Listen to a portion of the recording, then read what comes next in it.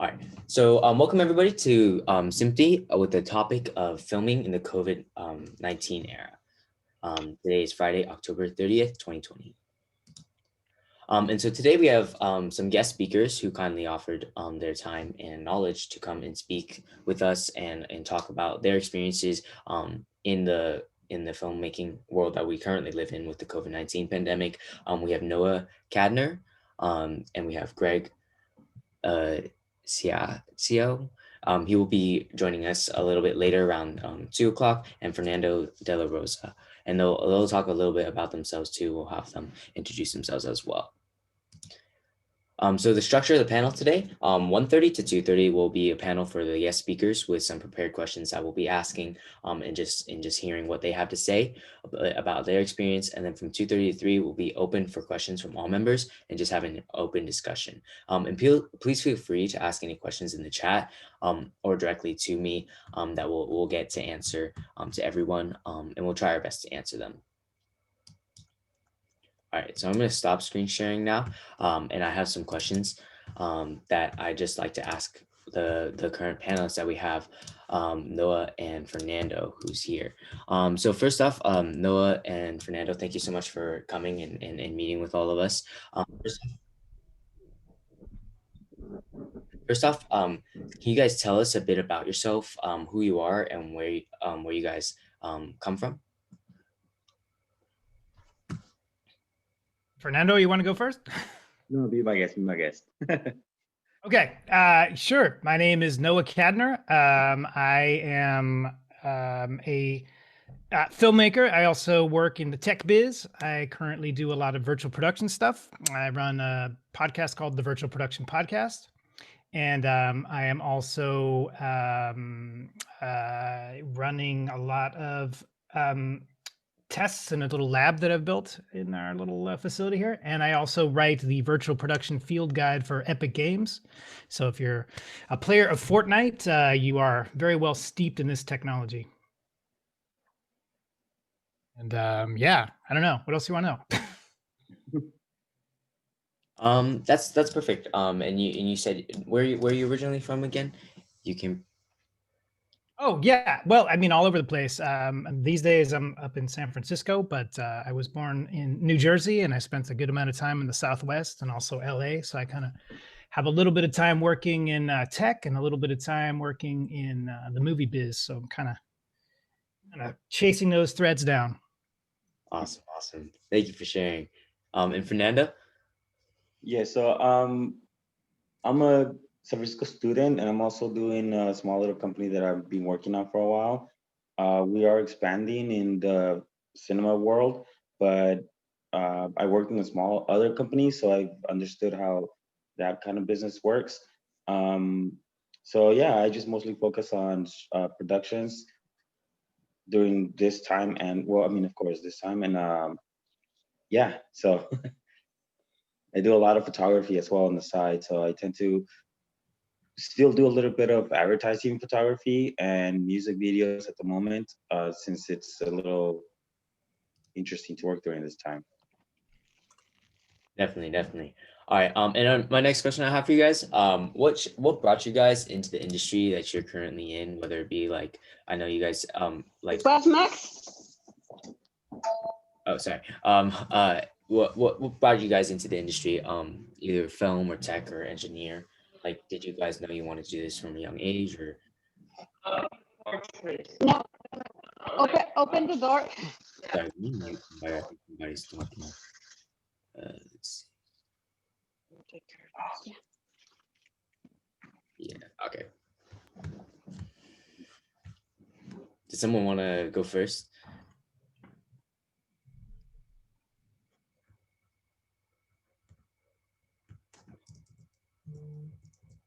Can you guys hear me?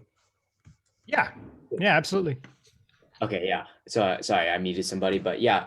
If someone wants to answer this next question that we're bringing to, what brought you guys into the industry that you're currently in? I personally started out wanting to be in the movie business. And so I spent about 10 years down in LA after film school working in movies. I worked on what did I work on? The biggest movie I ever got myself on was the first X-Men movie, and I was actually a behind-the-scenes videographer. So if you ever watched any of the DVDs or whatever it is they call them these days, I shot a lot of that footage. But I ultimately found out that the movie biz was a little too, I wouldn't say not my bag, but I realized it was much more about kind of who you knew and networking, and I was much more into just nerdy stuff like computers. So I got myself up here. I worked for Apple, and I did that for a number of years, and that just was much more in line with what I was into. And it kind of now that virtual production and all this stuff that I'm doing kind of brings a little bit of tech and a little bit of filmmaking together. It's kind of I'm finally doing the kind of stuff that I'm really into. So it took a while to get here, but yeah, it's been a lot of fun. Awesome. Awesome. Well, for myself, I actually started out learning about automotive and restoring classic cars more than anything. And so from there, I decided to go to school, and we took a broadcasting class. And from that class, I guess I got bitten by the film bug. So I just kind of been in there ever since. I've been getting into cinematography, and the more I learn about it, the more I get into lighting. It just kind of like reels me in more and more and more. And pretty much the possibilities of creating a production through those mediums is just fantastic. So I just, yeah, that's what got me into it. Plus all the working in teams and groups is just phenomenal. Especially when you have a vision and then the story is there, and develop that or translate that from a word into a visual is just, yeah, it's fantastic just working behind like with a lot of people. So yeah. All right, thank you. And so the next one, so you guys told us a little bit about what you do, what you have done in the past. My next question is just, what were your tasks and responsibilities like day to day when you guys were working prior to the COVID-19 pandemic? So like I know Fernando talked about a lot like working in teams, and I know definitely like it's a lot harder to do that now. Noah talked about doing a lot more virtual production. Did that start like that was definitely before the pandemic, right? Too, or can you talk a little bit about that for both of you? Thank you. I mean, for me, what has changed is going to see people directly for meetings in person, and and a lot of commuting. And to be honest, to my mind, it's become a little bit more efficient these days because, I don't know that I would have been on a panel at the Anza College and also doing the stuff I was doing this morning, which is completely different stuff up in San Francisco. I probably wouldn't have been able to make the commute. But what's changed is everything is done virtually now, and so on the one hand, it's a bit of a bummer on the personal level, but it's been interesting in terms of all the new workflows it's opened up. I mean, I've learned a lot more about streaming video and virtual production, and all these things have become a lot more interesting to the people that I work with than they were a year ago when they were considered more of a niche thing and a complementary piece of filmmaking.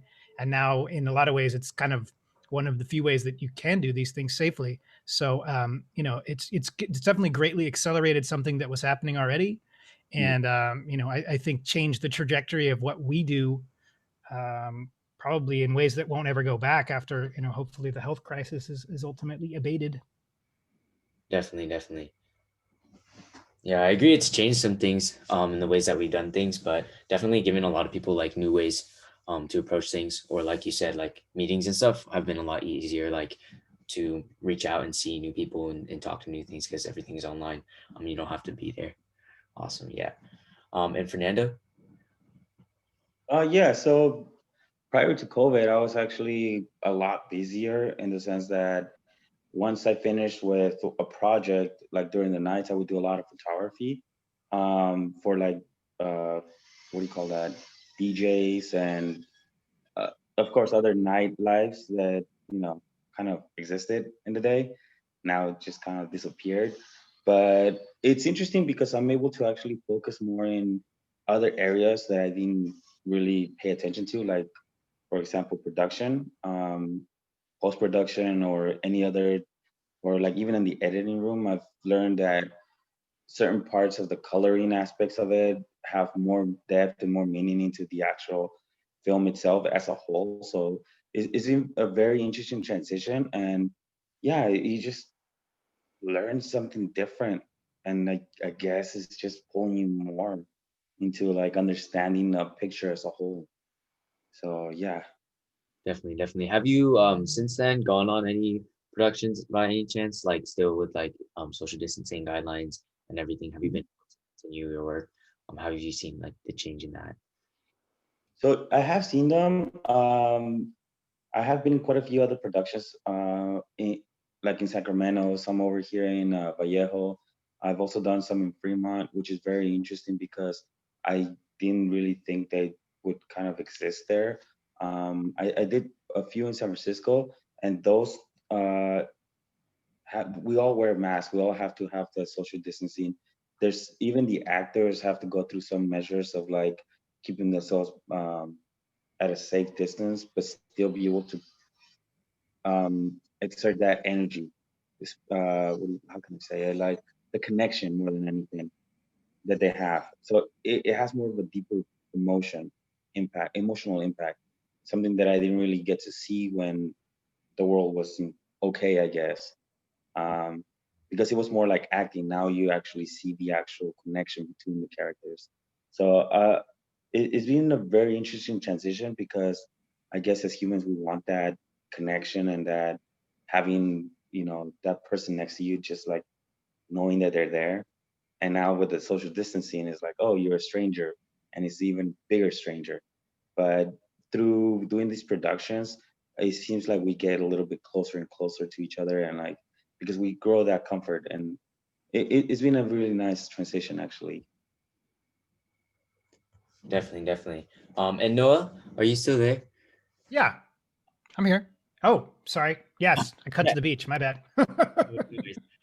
So have you gone on any productions, or have you are there any safety precautions that have been put in place that you and your crew, if you have been on going on productions during this time, have been following? And how has that life been like?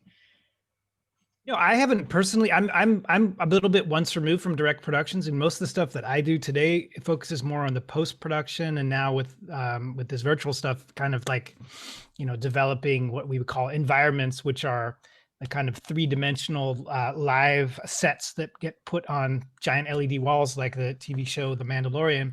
So that's just to say, I don't normally go directly into productions, although I do have some experience just kind of seeing how the productions that I am supporting are being done.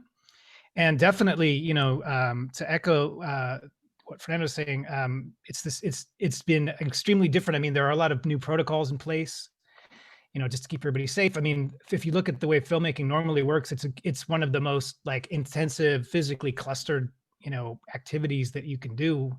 And to take that piece out of it really does throw a lot of challenges into how films are made, because it makes it very challenging, because all the stuff that people are really good at requires them to be together in groups. And now, because of the health crisis, they need to be split apart. So I've noticed a lot of new ways that people have learned to work. A lot of, technology has kind of come in and helped with a lot of that stuff by allowing people to coordinate stuff more remotely, and also by allowing kind of the minimal footprint on a set, and everybody else that's sort of a support crew is maybe across the street in a truck connected wirelessly, or by cables, or they're dialed in on the internet, or they do their work and they leave. So I mean, it's definitely, creativity has sort of found a lot of ways to make it still work. Well, I'll be interested to see how much of that lingers on when it's not a requirement, but some of it seems to be pretty efficient. For sure, for sure. And you said you do a lot of virtual stuff, like you said, like the backgrounds for like a lot of movies and stuff. Do you do that like on your like own, or do you have like a team that you work with? And then also, um, is it like is that like, do you do a lot of like special effects type stuff in post production, or what type of stuff do you focus on primarily? Well, I mean, my work is kind of I mean, I'm kind of you know, um, a person who integrates a lot of these solutions together. Like if somebody comes up and says, "Oh, I want to build an LED wall," what are the pieces that I need? How do I get content onto that wall? What kind of cameras do I need? How big of a screen? What are the power requirements? What are the storage requirements? Just all of that stuff that is necessary to put together one of these productions is kind of what I do, is understand how those things work and sort of look for those best of breed kind of solutions. So But at the same time, you know, in order to make that work, you kind of have to sort of do it yourself. So lately, what I've been doing is working in this little laboratory environment that's actually right on the other side of this wall. And yeah, we've just been building all these crazy little virtual sets. We have like a giant, basically wall of LED screens, and we shoot these little tests where we try and make it look like reality and see how far we can get with it. And it's, you know, it's been a lot of fun. And this is what is suddenly kind of become in vogue, because it allows you to recreate locations that look visually quite believable on camera, but have the advantage of being in a very controlled set environment where you don't have to get people on planes, you don't have to have them in big groups, and you control, you know, the access. It allows you to really focus on just getting what you want to film and not worry about all the peripheral stuff that suddenly became so, you know, dangerous. So that's, yeah, I mean, that's kind of what I do these days, and there's a lot of interest about it for sure. That's awesome. That's awesome. All right. My next question is just how does the pandemic highlight power dynamics between like outside filmmakers and like their participants, like outside filmmakers, especially like freelance people versus like people who are like in the union or working under studios and stuff. Do you guys have any insight on that? Well, from what I've noticed, people are still hiring. They're still gonna get access or even internships as long as they follow the COVID guidelines. One of my friends just got hired at least I saw the news, what he said, what he posted. He got hired in Marvel Studios, which is really great to hear, especially because right now the pandemic is, we're getting into the third wave, apparently, from what the news says. So it's still happening. The productions are still going. They as long as they like I said, they're following the guidelines. Even for independent filmmakers or freelancers such as myself, we are still being hired. They still want us to do the productions that we normally do, especially when it comes to like advertising or even, believe it or not, there's still weddings out there happening, and they still hire us as long as we keep our distance from everybody and sanitized. So it didn't really change much, only in the first couple of months, where everybody just kind of stopped, but it started picking up again. So if you ever want to go out and like advertise yourself or your experience to others, they will hire you. It might not be as much as it was or the demand for it, but it's still happening. So you can still build a really good reel and what do you call that? Keep putting yourself out there more than anything. And what do you call that? Film festivals are still happening. So as long as you have a crew, and they're willing to film and act, and you have those guidelines going on, everything seems pretty normal still. Just Awesome. be creative.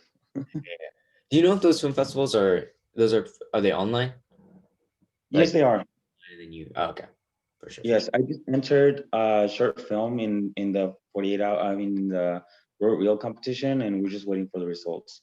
And most of the film festivals that we have been entering, we've won a few of them already, and you still get to see everything online virtually, pretty much. The film festivals are all virtually. So they just send you links, you get to see everything and just kind of go from there. But it's sad that we are not really there with everybody and enjoying those moments, but we still are kind of like together as a community. So it's amazing to see. Awesome. Thank you. And Noah, do you have any insight on I know Fernando touched on a lot of the on a lot of the freelance type and outsider filmmaker stuff. But do you have anything to add? No, just that. I mean, I think, you know, these days the restrictions are so, you know, intense on what we would call kind of, you know, studio production. Well, really anything. I mean, it's kind of regulated by the state at this point, especially in California. So, I mean, it seems like if you stick with the regulations, everything is possible. But yeah, I think the days of just plunking down a camera, you know, in the middle of the street and, you know, doing whatever is really changed. As I think with any kind of activity these days. I mean, there's, especially in this state, I think we're, you know, especially thoughtful and careful. And so You know, these activities are absolutely possible. It's just that extra level of precaution on top of what is already challenging to create film, you know, to create content. There's a lot that goes into it in a normal day, and you know, now that's just kind of one added layer. But I mean, I think people are doing it because they're adaptable. Definitely, definitely. Yeah, I've had, like you said, like with the freelance work and just work independently, I definitely seen like just for filmmaker safeties too, because I know like a lot of times other people don't follow all the precautions and safety. So is there a way that like do you either propose like a contract or have something written that says like, oh, if I'm gonna go shoot for this or be on a production with this, like we all need to follow these strict guidelines? Because like Fernando said, like weddings and stuff. So for a lot of freelancers or photographers or videographers, like they don't want to risk their own health too, and go shoot with like a ton of people not wearing masks, because like definitely we want to follow it, but it's very hard for a lot of other people to follow the strict guidelines. Even when I go out, I still see sometimes people are just like not social distancing or all like not wearing masks and stuff. So like what do you guys think on that? Or like I know like we're going to be going into this third surge. Like daily I'm looking at the news and I see every day like we're getting more and more cases. um do you think that's gonna, like with the increase of and like not being as strict with the guidelines, like what do you guys think is gonna happen in the coming months, I guess? Well, I mean, it becomes kind of a political discussion at some point. I mean, there's been a large reluctance on the part of the federal government to have strict guidelines, so it kind of gets left to the county, state, and you know, local level. So I mean, I think it really depends. You know, in where I'm in San Francisco, the restrictions are not really that harsh compared to what they're doing in Germany and France right now. But it's also because people have been careful, and all along the way, we haven't really seen ourselves let it get away from us in terms of case counts. So I think, you know, if you were to talk to somebody like in Phoenix right now or in, you know, North Dakota who's a freelancer, I suspect their answer would be extremely different because they're going to be faced with much stronger restrictions just because the situation is worsening there. So I mean, if there is a change in the government, you know, next year, I mean, who knows whether we'll see a more coordinated effort at the national level that might, you know, be a little more strict to begin with, but ultimately lead to a downturn in cases. I mean, who can say? It's you know, filmmaking is just one of many industries kind of caught up in that web at this point. And you know, I think all we can do as professionals, or you know, professionals in the making, is kind of take our own personal responsibility and do our best to kind of, you know, not be part of the problem, and hopefully continue to make a living and survive without, you know, causing any risk. So that's kind of, that's where I'm coming from. Yeah, so touching up with Noah, it is our own responsibility. Sometimes when you come across these individuals that are hiring you or these clients, they're not gonna have any like contracts for you. They're not gonna have anything like, oh, you know, you can't do this, you can't do that. Most of the time they don't. So it's your own responsibility. So to be able to maintain your equipment, keep it sanitized and keep it like as close to you as possible, so that way it doesn't get contaminated. So it's more than anything, is you who is setting up those rules and guidelines for them, so that way they understand that there's as close as you are with them during those events, they themselves understand that there's got to be some sort of distance. And it's even better because you get creative with lenses, you have a different perspective. You can actually move around even more because as they're together, you're farther away, so you can get different angles, and it's much better in a way, because you become, in a sense, like one professor used to say, you become the fly on the wall, which is even better because you're creating something completely different than what we're normally used to. So in a sense, it's your responsibility to keep everybody safe and setting that example more than anything. And yeah, so nobody is gonna tell you like you're doing an amazing job, because at the end it's your creation. So yeah. Thank you, thank you. The next question is kind of just talking about distribution. and everything with the COVID-19 era for a lot of independent filmmakers and also just like larger studios and stuff. I know like they've been thinking about with everything with the theaters. And how do you guys see distribution working during this time, movie theaters versus like online streaming services? And do you see like a change? There's definitely a change in how we are consuming media and videos. But what are your guys' thoughts on that, especially due to the pandemic? Oh yeah, no, without a question. I mean, I think if you look at the trend line, you could see that um, the theatrical experience was a little bit on the downslope before this all happened, but it's obviously been a night and day change to it, to the point where streaming services are all in the right place at the right time because they have a very captive audience, and so you're seeing content that might have been destined for the theater suddenly showing up in streaming because there's no way to get it out into the theater anymore in any kind of profitable way. I read that a lot of the streaming services were talking to the James Bond people about purchasing the most recent film, No Time to Die, because they didn't want to release it in the theaters, and they were talking about paying $500 million for the streaming rights to it, which is kind of unheard of. And I think ultimately all the streamers said no, thank you.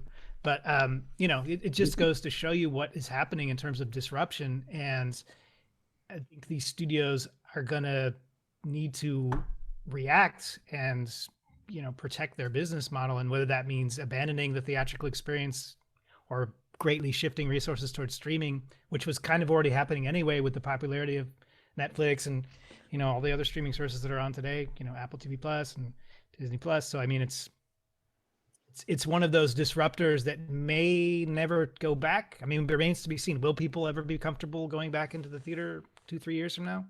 Or will they be so used to streaming that they just won't care about it anymore? I mean, that's I think the big question that everybody in Hollywood is grappling with right now.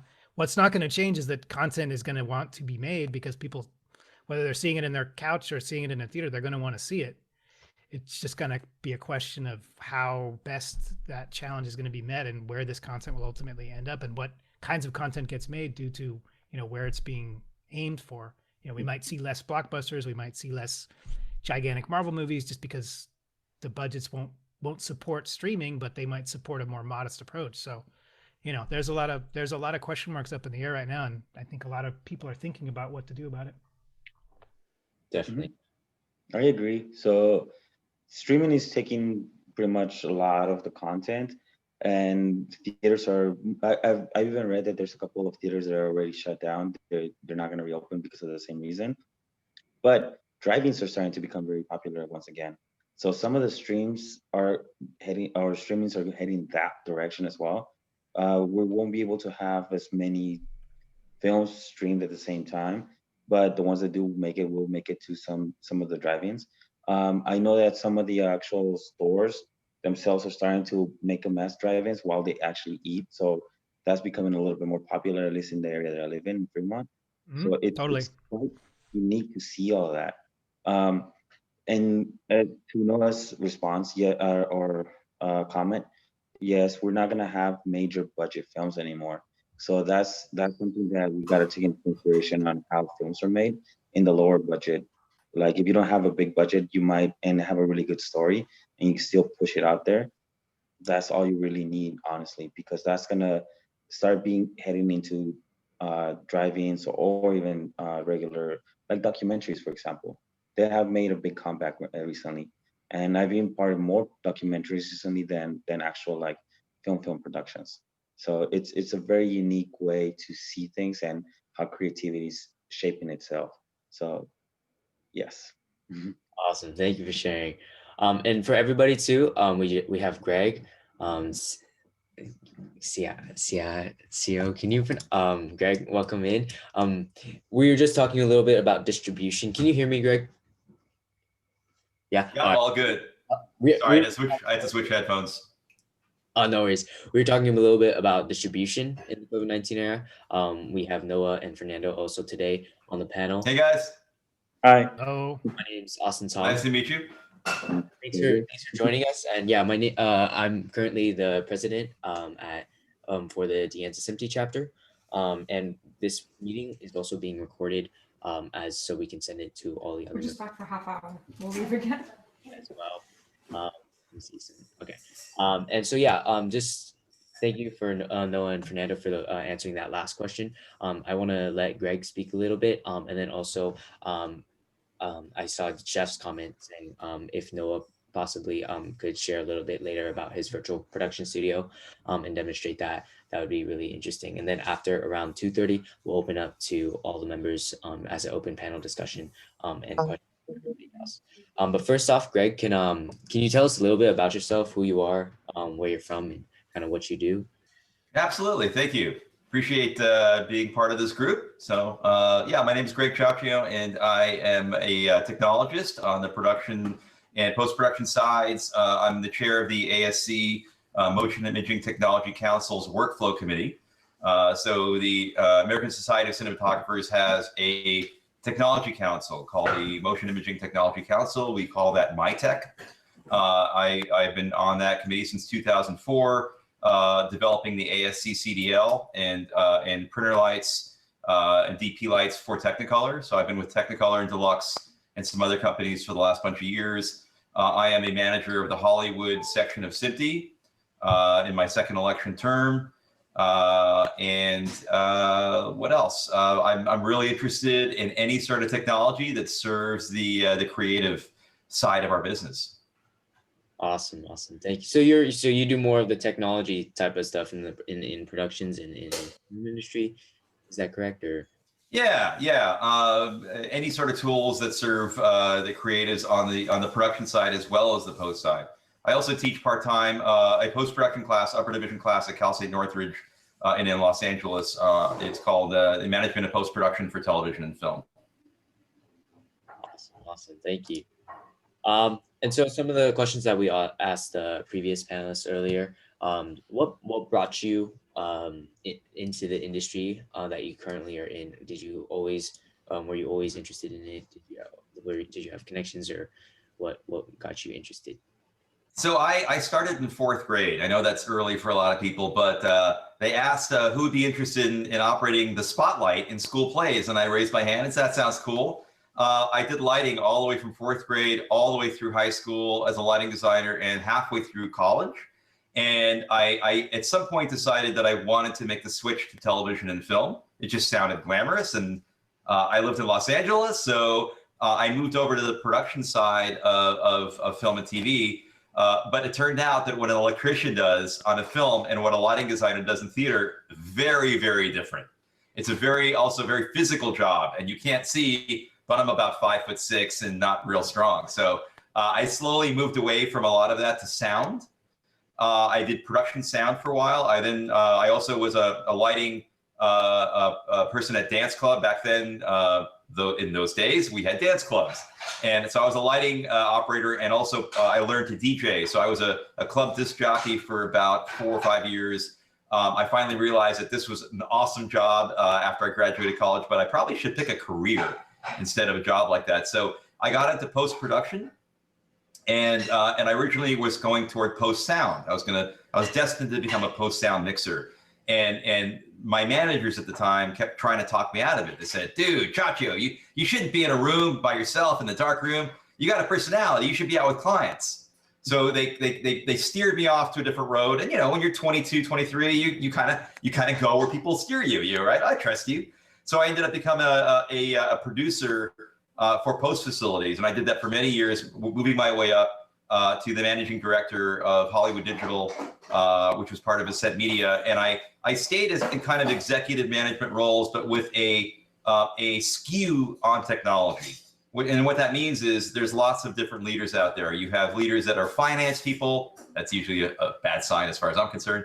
And you have leaders that are sales-based, which I kind of have a sales hat. And then you have leaders that want to solve problems for filmmakers. And for me, that was what it was all about. So at Technicolor, a good example was in the mid-2000s, film started to being taken over by digital, right? Now we were still shooting on film, but all of a sudden there was a SAG strike that was threatening, and then we had this big tsunami, and all of a sudden everyone was thrust, and we had a situation, thrust into the digital side. And we had a situation that's happening right now with virtual production and LED walls, right? Similar kind of thing. It's a disruptor. So that I took advantage of that major disruption and got involved in helping cinematographers communicate their color through digital technology when they already had a photochemical process called printer lights. And so printer lights are real simple. You have cyan, yellow, and magenta, right? Three colors that you can apply varying levels of color, right? We needed to take that over to the digital side. So that was a perfect entry for me into the ASC in solving a problem for filmmakers. And I got the bug. I would go out on set. I'd work with big cinematographers, finding out what they really wanted to see as the platform and the product grew. And that's when I realized, that's when the light went off in my head. I want to be solving problems for creatives, because I know how it is as a creative, as a still photographer, and I want, if you have something that you need, you want to solve that problem either yourself or with talented people around you. And so I thought, why not be part of that group? Awesome. Thanks so much for sharing. Sure. That's awesome. Never thought so much about like that. Like joining SMPTE, this is my first year as like the president of the SMPTE chapter, and we're kind of actually starting off. This is the Silicon Valley at the Anza. Yeah, and there's a chapter up in San Francisco as well. But it's definitely awesome for me and all the other students just to hear from all three of you guys, your experience and how you got to where you are. And yeah, thank you. That's awesome. I joined SMPTE in college too, by the way. My SMPTE member number is 434. It was one of those things where my advisor came to me and said, you should join this thing. And I went to my first meeting, and it was great. I really have enjoyed it. And SMPTE obviously has a major educational component, and it's I find it a little bit of giving back to the community that has been so rewarding to me. What? I know I'm cleaning. Wait, sorry, that's somebody who's. Let me just make sure. Oh, okay, awesome. Sorry about that. Oh, no worries, no worries. And so yeah, last question for Greg before we switch over to I want to hear a little bit about Noah's work with his video virtual production, and then we'll open it up to everybody too. So Greg, like as you moved through all your different experiences with lighting and everything, to land you where you are now, what currently are your like tasks and responsibilities as day-to-day job, and then what has changed since the COVID-19 pandemic? Right. So currently I'm a consultant. I try to steer away from things to both my advantage and detriment. I try to steer towards new areas, and sometimes that means leaving a comfortable job. And so that's what I did. I ended up going to the tech side. I worked for IMAX as a consultant for a while, developing their filmed in IMAX program. I took this ETC job, which is basically, it was started as a part of the USC Cinema and Television program. George Lucas started it back in '93. And so I don't know how much you guys know about the ETC, but basically we're kind of a think tank for the studios. We have subscribers, all the major studios and companies like Microsoft Azure and Amazon Web Services. And we basically test, do use case tests for things that are important to studios that they don't want to test out on a $100 million movie, right? They want to basically test them out. And the use cases for our 2020 R&D project called Ripple Effect were virtual production and remote production, both very timely. Virtual production, not so much because of COVID, but it definitely has its place and its meaning in that area. Remote production, of course, because of COVID, and like many things, I think if we started here and we ended here, we're going to end up somewhere in the middle, right? Some of the things, like we're not going to wear face masks and shields on stage and have to maintain a 6-foot distance, but a lot of the new remote control panels and things that we've been kind of seeing ramping up over the years, right? Like on the camera side, those we now have been thrust into a need, not a want. So that's the kind of thing that's going to continue on. I was basically in charge as an executive producer and head of production and post technology of finding a way to produce this show on a virtual LED wall stage in a way that was that minimized crew interaction, and that's what we did. Awesome. Thanks so much. That's a lot. It was a lot of fun. It was interesting. Our DP was tested positive for COVID less than a week before we started production, so we had to scramble to get a whole new crew, because the rest of the crew then kind of got spooked and said, you know what, I want to help you guys out, but no, I'm good. So we had some turnover, and so we had to deal with that. We also had a push in schedule because of that and other reasons. So everything got pushed back 4 days. Our director was going to be in the East Coast in a wedding, and it was like a maid of honor. So then I had to make sure that she could direct from the East Coast, and so that was another challenge that I had as well. This was a live production. Like, how did you do that with the director or something like that? So I don't know if you're familiar with Teradek and Teradek tools. Yeah, so Teradek is a company that basically found its place in the world as bolt-ons for cameras that would send signals around the set. So if you wanted to send a high quality signal right from the camera, you get these really great little, there's like cigarette packs, they're small, they're only about 1 inch thick, really well made, really high quality. They connect right to the back of the camera, and now you can send that signal out to Video Village, out to your DIT cart. And what they've done is it's a natural extension of the product. They can feed it out to the world, right? So what we did is we basically fed that signal back to our DIT cart and then basically sent it out to the world. Can I share something with you real quick? Do we have time for that? Yeah. Okay. Do I have the ability to? Yeah, I just allowed. Great. So there is a tool called Miro. Miro is like a whiteboarding tool. It's super cool.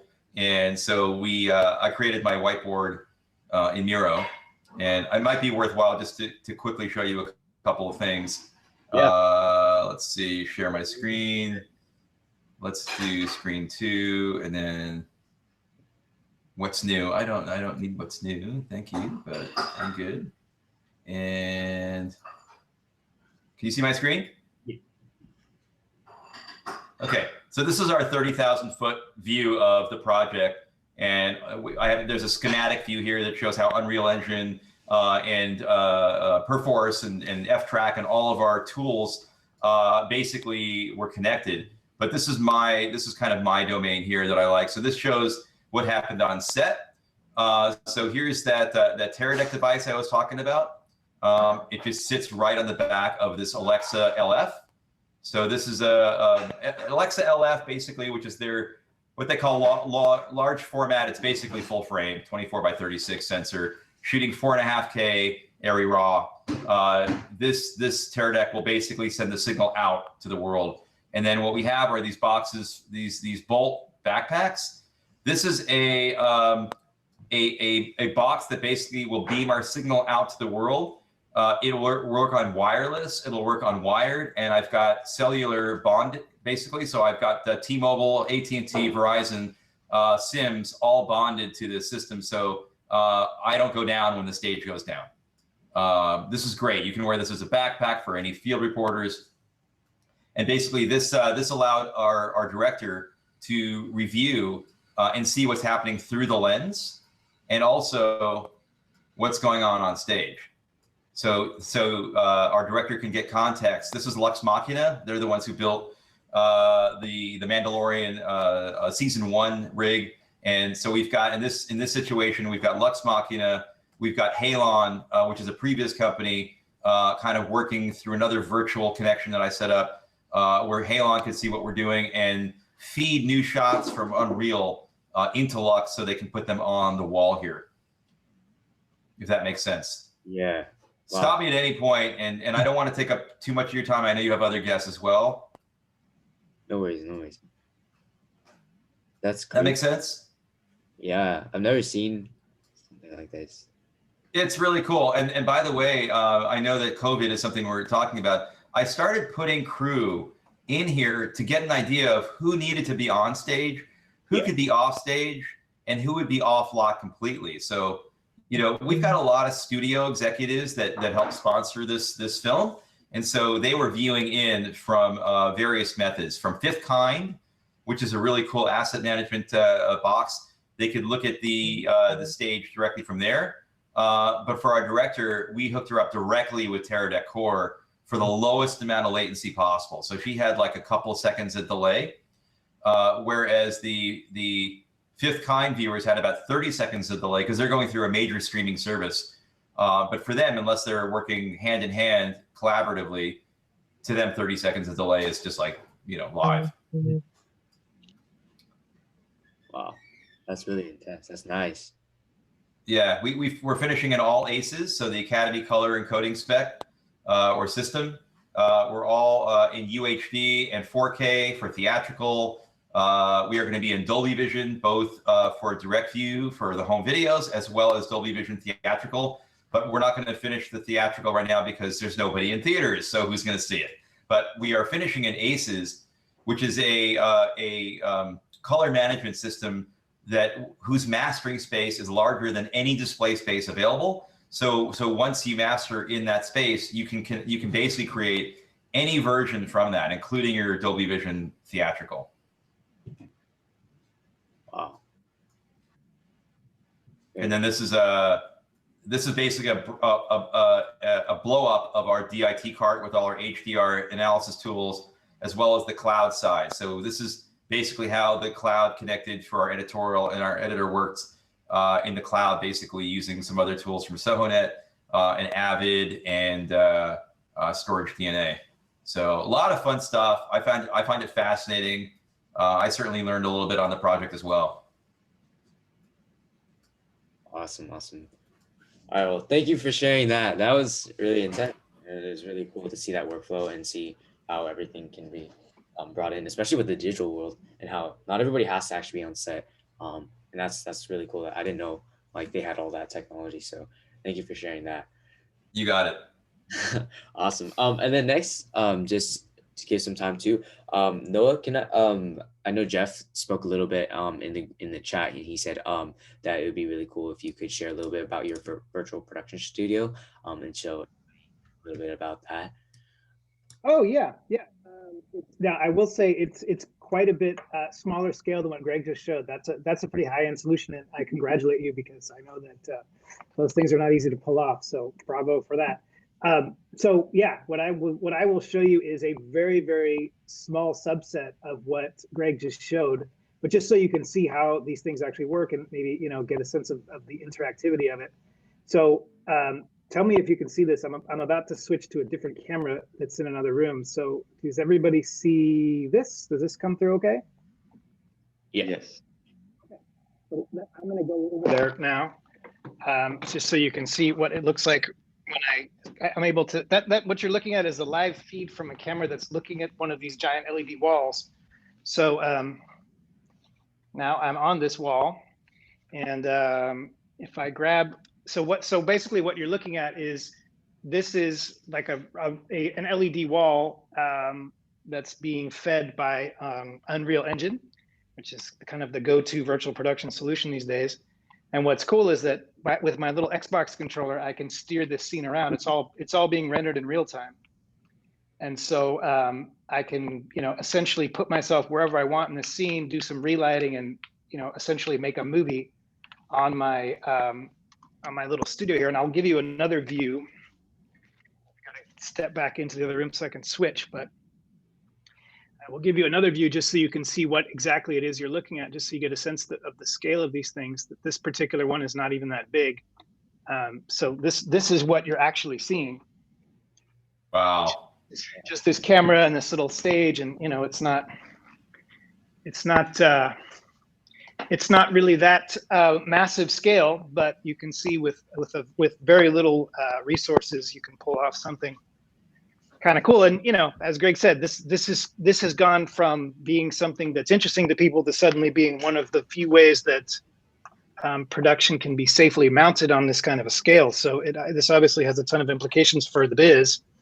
And, we've been having a lot of fun with it, and it really is, it is one of those game changers, and it's something that I think having some exposure to now is going to serve anyone interested in going into the movie business, because I think in a few more years, this tech is going to go from being cutting edge and niche to kind of ubiquitous and part of, every movie that's made in some way or another. Maybe not on the level of something like The Mandalorian, where the entire thing is shot on one, but if there's a driving scene, if there's a scene where they need to be on a plane or be in an apartment overseas somewhere for a couple of shots, like that, they will just shoot them on these. And, the amount of time spent going on location is going to be greatly reduced. And, I think you'll see some pretty fantastical uses of this stuff. So I think anybody who's been exposed to this stuff is pretty excited about the possibilities, and we're really, Greg can agree with me on this. I hope that we're really just starting to scratch the surface of what the potential is. Absolutely. How big is that wall, by the way? It's very cool. Yeah. It's not that big. I mean, it's a small one. It's I want to say it's 9 feet tall by 12 feet wide. I mean, it's if you got much smaller than this. Yeah. It's in my living room, so it's like we kind of decided, we realized early on in the pandemic that if we wanted to continue to experiment with this stuff, we needed to bring it in house. So there you go. Yeah, and where are you located? Like kind of near. We're right between Golden Gate Park and the Presidio, near University of San Francisco. So That's awesome. Mm-hmm. What you're doing is the coolest. Adapting things like actual game remotes and tools and controllers. Matt Workman is someone that I follow, and I think he's amazing.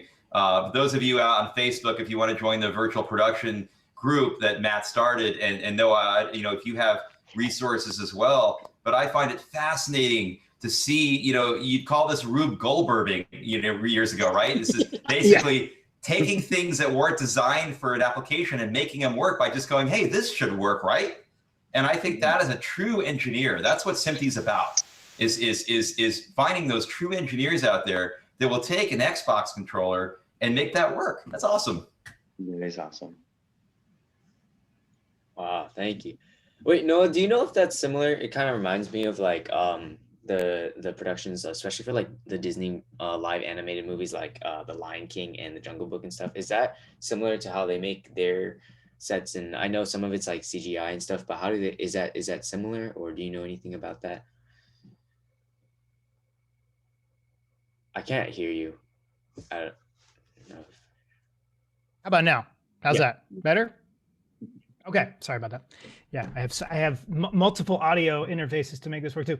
If anybody wants to know more about this stuff, I wrote a book called The Virtual Production Field Guide that's actually published by Epic Games, who makes Unreal Engine, and it talks about all that stuff.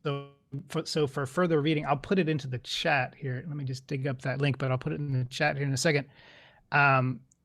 So a lot of these new films do leverage that technology in some way or another. For example, in The Lion King, they weren't filming on an LED wall, but they were using the game engine to generate the view that the camera crew was looking at and operating kind of stand-ins for cameras, so that when the final animations happened, they used the movements that they generated to create a much more realistic perspective to all of the filming. So it looked like a live action, nature cinematography versus just something completely computer generated.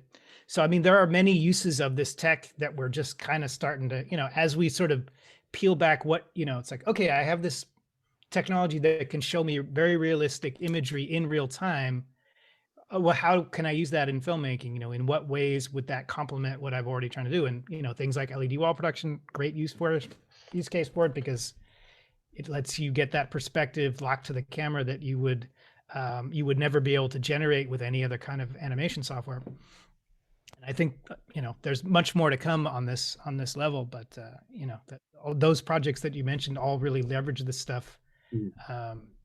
And we're getting into education as well too. I mean, I I get calls now from institute, like I've now taught a class at NYU that's all about this stuff because they want to educate their student filmmakers in, in this technology so that when they get out into the world in a couple of years with their degree, that they will have had this exposure to what is rapidly becoming a very, widely used technology.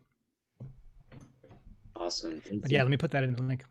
Yeah. So yeah, put that one in the link. And then now it's getting close to around 2:30, and I see some people have been asking some questions in the chat. So for everybody who's currently in the meeting, if you want to, you can type your questions in the chat. I'll ask them to the panelists and see what they have to say. Or if you'd like to, you can show yourself and once you turn on your camera, you'll be able to pop in and you can unmute and ask your questions too. But first, like reading from the ones in the chat, I see I read one from NK just asking if it was LED or projection. I think you said the ones that you were making were LED, correct, Noah? Yeah. So this particular this setup here is an LED wall. So what you're seeing is you can actually, if you look at this image, you can kind of sort of see there's a bit of pixelation there on the right. I mean, you're seeing individual giant LED panels kind of arranged together in one big screen.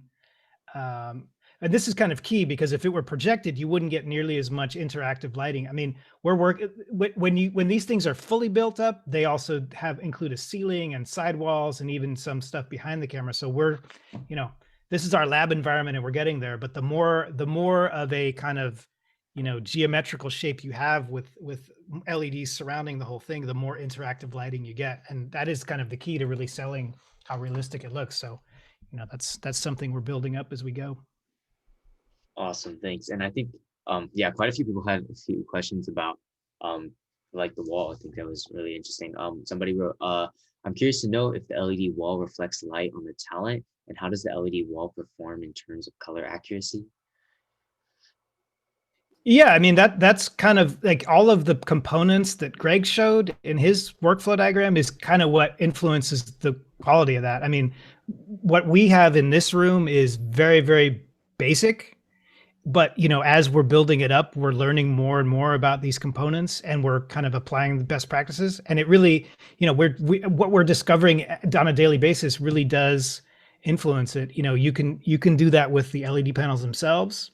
And they can be profiled to be processed to show a more accurate color.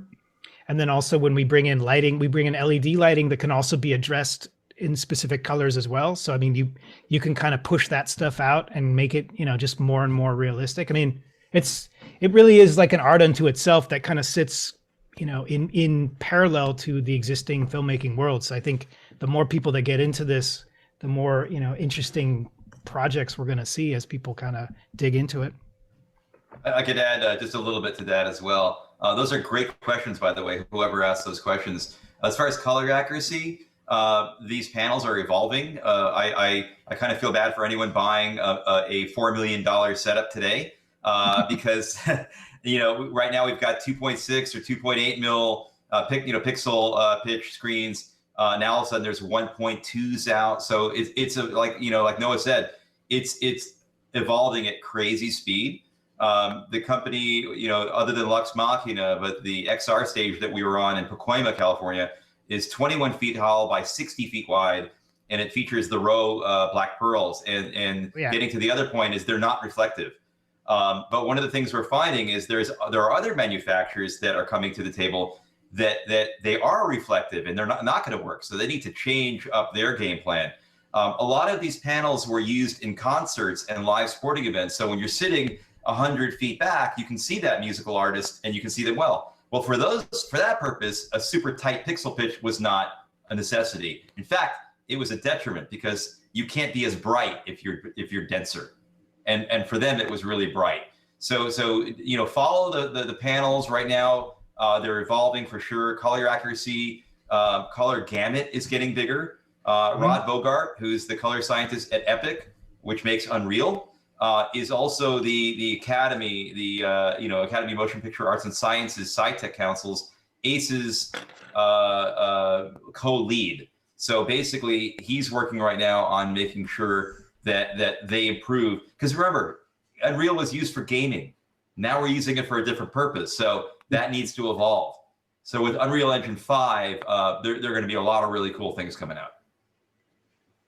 Yeah, and the best, may I add something? Yeah, definitely. So with everything, with all the technology evolving, constantly evolving, like Greg said, he feels bad for somebody who actually purchases like the most or like an LED panels or anything like that that is coming out because they're constantly evolving.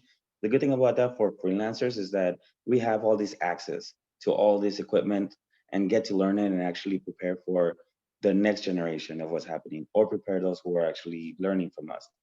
So it's really good that it's evolving, but for freelancers, since we're getting all this access, we can actually create all this new content that wasn't like really seen before. And like he was showing earlier about the Teradex, there's other companies, third-party companies that make it even more accessible for us, so that way we can actually work remotely. I just forgot the name of the brand, but there I have a little like kind of like a cigarette box that actually feeds it transmits all the, what do you call that, the visuals into like 5 other little screens, which is even better because now I can work remotely from everybody. So it is a great thing that it's evolving faster because we as independent filmmakers are actually getting all this access. So yes, the color science might not be the best, but that's the best part about being creative, because now you can actually play around with different type of colors, different type of hues. You can actually play around with different type of lighting setups and integrate everything that we are doing now with the technologies becoming more advanced as the times goes on. So yeah, just kind of want to add that. And Noah, you're smart, man. You didn't go out and buy a $4 million rig, right? You're buying something that's attainable and experimenting and finding use cases and finding people that are, because like you said, you don't need a Mandalorian sized volume for every production. Sometimes you need a small one. Sometimes you just need a bunch of strategically placed consumer TVs, like on the HBO series Go, or areas where Stargate, Sam Nicholson has a company that was built on process shots, car driving shots, right? Well, so they're using these panels and they're individual panels. It's not like a big matrix giant screen, and that makes a lot of sense. So I think that applying the right technique to the right project is the key. Not a lot of studios are out trying to buy these big volumes, and Rose, I know they're having a really hard time keeping up with the demand for these panels. But yeah, find what you need for a project and apply the right technology. Yeah, I agree. Yeah, and just to echo that, if anybody wants to play around with this stuff, it's funny. We're actually doing at the end of this month, we're doing some film shoots with NYU students, and they're going to dial in on a Zoom call, and they're going to control the screen, but we're going to be filming here so that they can essentially do a hands-on shoot without ever leaving the safety of their living room. So I mean, if anybody wants to play around, feel free to drop me a line, because we've been having a really good time just with that aspect of it, because there's no they're really, this is how people are making movies right now, believe it or not. I mean, if you look at if you search for stuff regarding, there's a couple of remote sessions you can find on YouTube where they show people making a movie. Everybody's at home.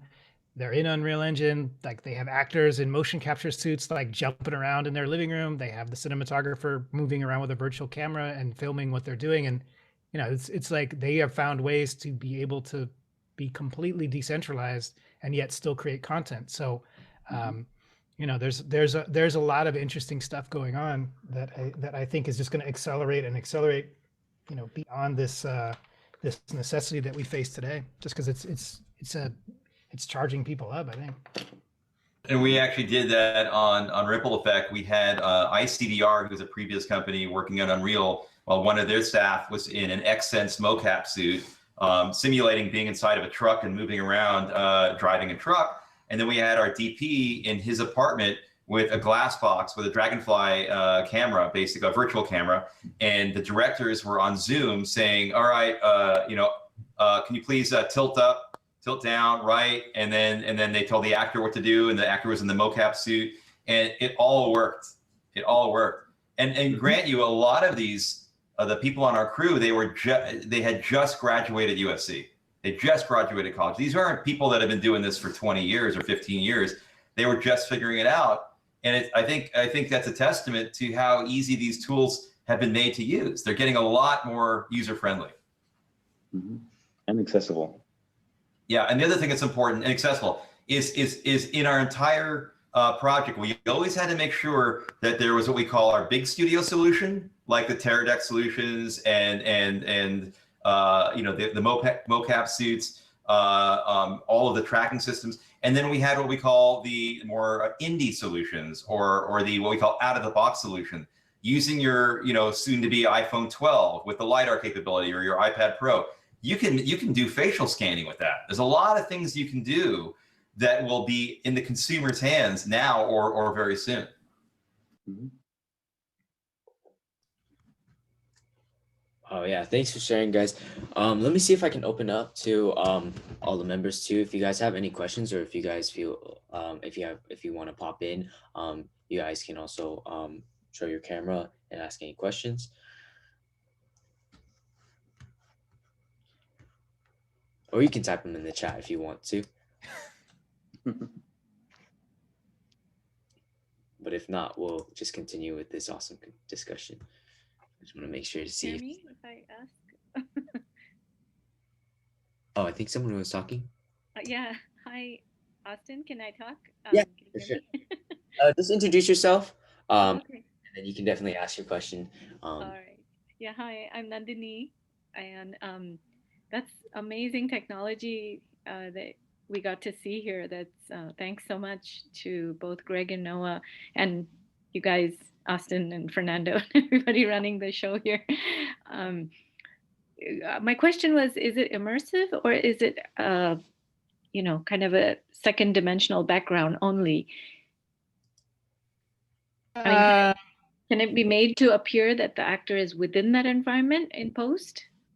Yeah, well, you know, I mean, you can build these stages. I mean, what they've been doing to make it that, I mean, you can absolutely add additional visual effects into it, on top of the backdrop and on top of the actors to make it look more like stuff is around them. But I mean, what they've been doing on these stages is they've just been building the floor way out. You know, they've made the floor look like part of the set and connect it to the wall, and they've added like set pieces onto the floor so that, you know, through the camera, it looks like there are pieces of the set that are in front of the camera next to the actors. And then, you know, as that kind of transitions into the backdrop, like, I mean, that if you look at The Mandalorian, they pull a lot of tricks. Like, you can always kind of tell where the screen is because there'll be like a little hill, or there'll be like a big box of gear like behind somebody. And that's that, if that were gone, you would see that hard, you know, you'd see edge, right? See, like, you know, you'd see this thing, like if you look at the bottom right, you can absolutely see where the screen ends. And so, Right. you know, what I do to get around that is I just frame it out. Okay. But otherwise, you know, you would absolutely see that that joiner. But it can be done. You know, there are many ways that you can get around that. And, you know, what's cool about this is you're not just getting, you know, once you film it, you still have a shot that you can further enhance in post. It's nice because you can finish them in completely in camera, but there's much you could still do to enhance them afterwards and further, you know, add additional elements. I just wanted to show this real quickly. You can see where this does not look realistic because of the way I took this, but you can see the background, and you can see the foreground, and you can see the line to where exactly what Noah was saying, where the practical foreground ends and the virtual background starts.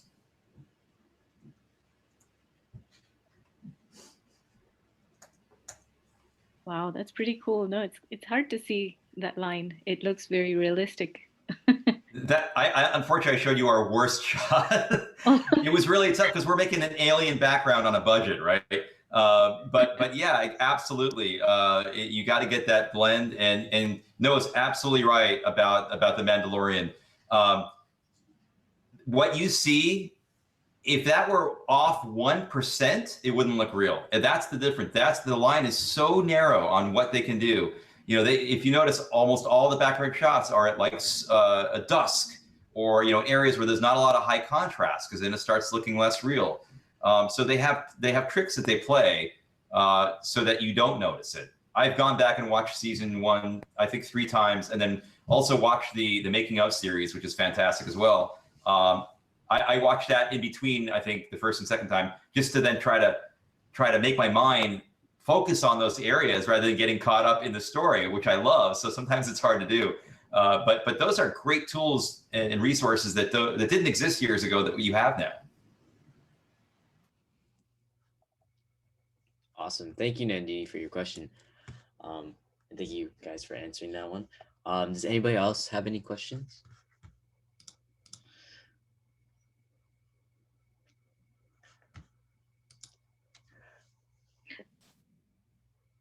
This might be kind of a dumb technical question, but I was just wondering about, how if you try to if you try to capture another electronic screen with a camera, you get those lines like, is that something that happens with the LED, and how do you overcome that? Is there a different setting for the camera that you use? Yeah, I can actually show you that. Hold on, that's what we call moire. And when you see moire, hold on, let me just switch to my other headphones here. Give me one sec. When you see moire, what you're actually seeing is the density of pixels on the LED wall is so high that it actually is conflicting with the density of the pixels on the camera's sensor. So so what you end up seeing is basically is that sort of those two things, those two patterns sort of fighting with each other. Just give me one second. Let me. Okay. I'm now on wireless. Can everybody still hear me? Yep. Okay, so let me go over to the set, and oh, let me make sure you can actually see it. That would be nice. Hold on. There we go. Okay, so now what you're seeing is this is this is where having like semi-pro stuff helps, because these lenses are very easy to throw out of focus. So right now, where I'm focused is sort of like a spot on the floor. But if I were to focus more sharply on the screen, I can easily see those. Right now I'm focused right on the screen, and if you can see, I see these really objectionable looking patterns, which is what we call moire, which is literally that. It's the sensor fighting with the because if you on this display, like each one of these little pixels, I mean, if I go right up, I can literally see them, but the further I get back, they sort of merge into one giant image. And as long as the camera is more focused on like something closer like me, those immediately go away. Oh. So that's part of the trick, is making sure that you have a large enough wall so that you can put your subject far enough away from it to be able to focus away from it. But yeah, that's something that is fought against all the time to avoid that kind of look, because it obviously makes it look extremely unrealistic right away. Okay, thank you. Awesome, great questions.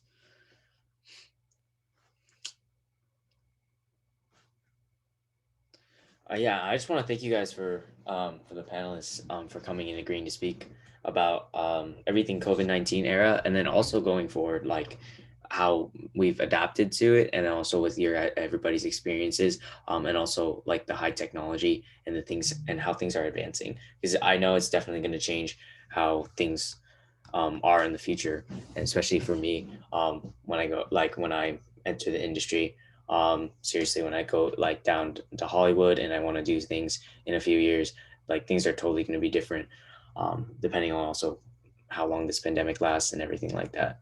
So thank you for sharing your knowledge that you guys currently have, and how things are going to change in the future. It's been a pleasure, and I would follow up to that. If anybody wants to do any of this stuff, grab Unreal Engine and just start playing with it, because if there's one thing I hear over and over again from all the folks that I speak to on a daily basis who are doing this stuff for a living, it's we don't have enough people who know Unreal Engine well enough to be able to do the kind of work we need. So it's free, so give it a shot if you're at all interested. It's free, and they do have this fellowship thing where they actually pay you to learn. I know it's highly competitive, but just in the last week or so, they have released self-guided tours, so you can actually go through and get educated on your own speed. Just have a PC, not a Mac. I got both, but yeah. Oh, awesome. How But do yes, you use it on a Mac? Oh, I don't. I Oh, mean, okay. like the Mac is like my IT stuff, all my video editorial, sound post, streaming, all that stuff. But yeah, Unreal is absolutely optimized for PC just because they really do tap into the cutting edge of GPU power, and there's just more people that are using it. I mean, it will absolutely run on Mac, and you can do a lot of good stuff. But there's just like that when you're getting to when you have to drive a giant screen, you're getting to that firepower. Although we'll see. We just added a new very beefy Mac here. We're going to hook it up and see how it does on the screen. It's certainly on paper capable of doing it. Oh, nice. Awesome. Awesome. And we can continue this discussion. But real quick, I want to make sure we take a picture if that's cool with you guys, just so we can send it out to our members too, just to, with all the panelists. And so we're gonna just take a group picture. Oh wait, let me get on the screen. Hold on. I also want There to you go. here. So like if the students they want to pop up their cameras to take a picture as well, it's also a nice memory. All right.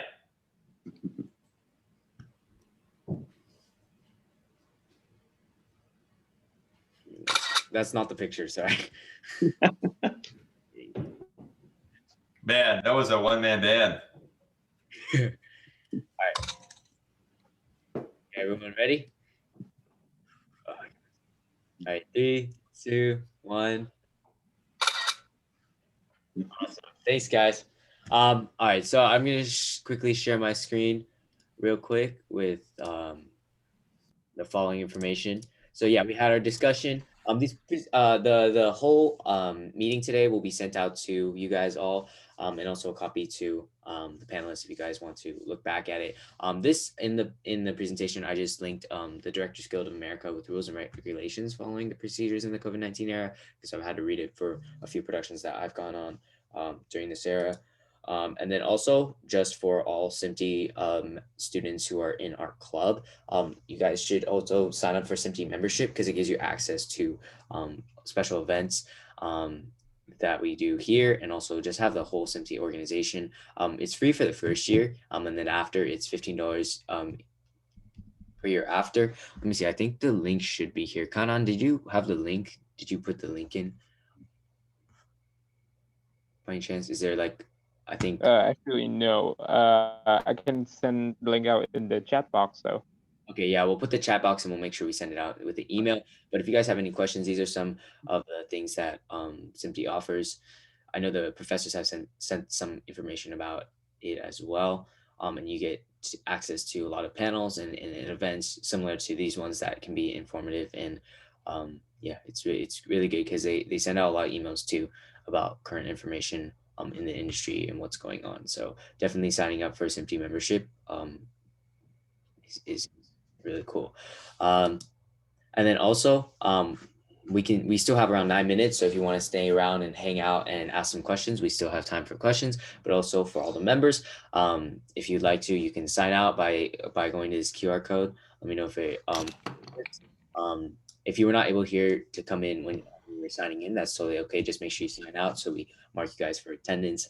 If you're not already with us for the emailing list, let us know and we'll add you.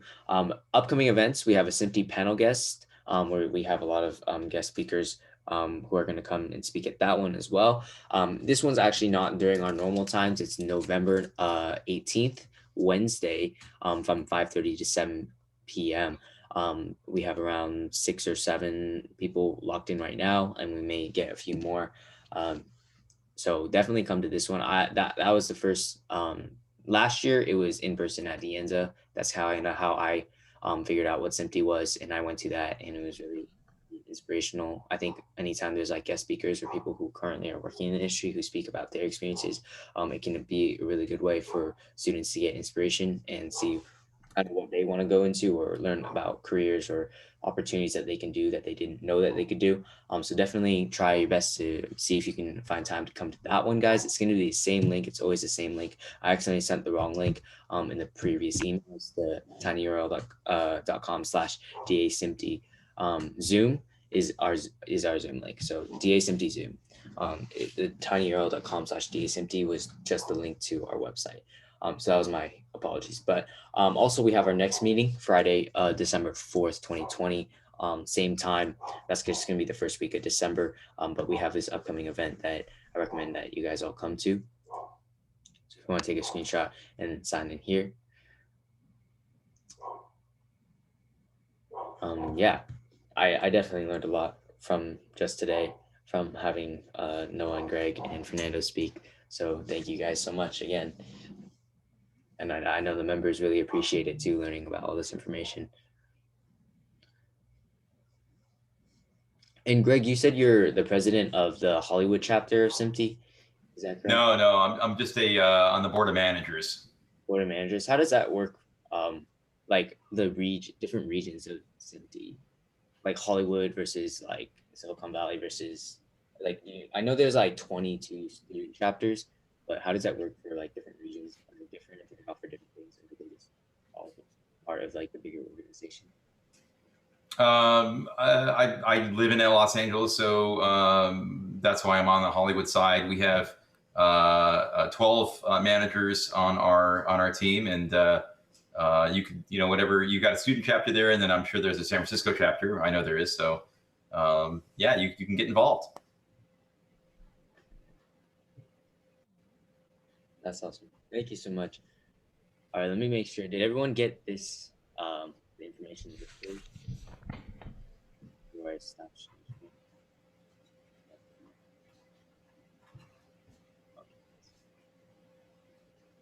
Awesome, guys. All right, so that's it for the panel today. Thank you guys so much for coming. If you guys want to, you can stay and ask questions. But if not, I think that's a wrap for today. So thank you so much, everybody. Thank you. Have a wonderful day. Appreciate it. Yep. Thanks a lot. Thank you. I've Yes. Take care. All right.